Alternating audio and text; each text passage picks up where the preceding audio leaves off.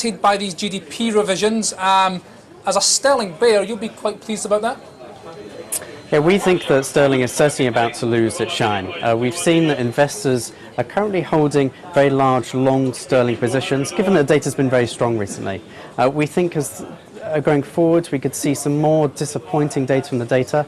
So next week we have the PMIs in particular. These have been very strong recently. We think if we get a pullback in these surveys, then we could see cable move lower going forward. But as far as you're concerned, it's the positioning which is the most stretched and therefore the main driver of lower pound, as you expect.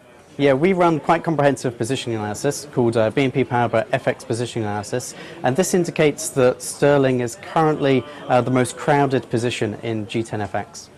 Okay, you say it's going lower. How much lower?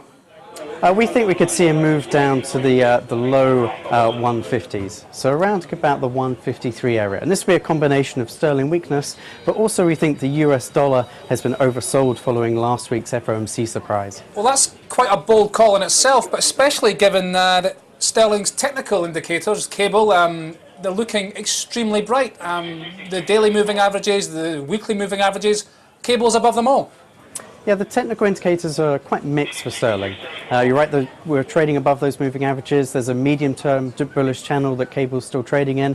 There's a short-term bullish channel which we're just breaking out the lower side of. But also one of our quant indicators, BNP Paribas Steer, which is a short-term fair value model that we use quite a lot for trade recommendations over a 1-month horizon.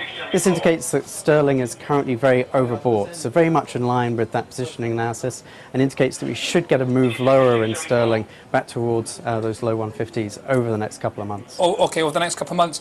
You're also, you've got a short trade recommendation out on the euro. Again, quite bold. You see it going down another 7 big figures.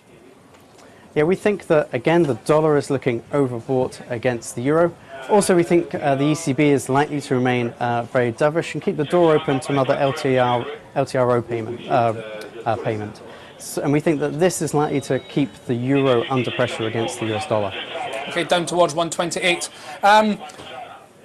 How much of an impact is the concern about the US fiscal worries and the debt ceiling, etc. in Washington? How much of that is playing into FX now? Well, we've seen very little so far in FX, but the fiscal issues in the US really split into 2 key dates. One is the beginning of October when we get the new financial year in the US, and that falls next week. And the second we think is potentially could have more importance on FX, and that's when the US reaches its debt ceiling. And that's likely to come in late October.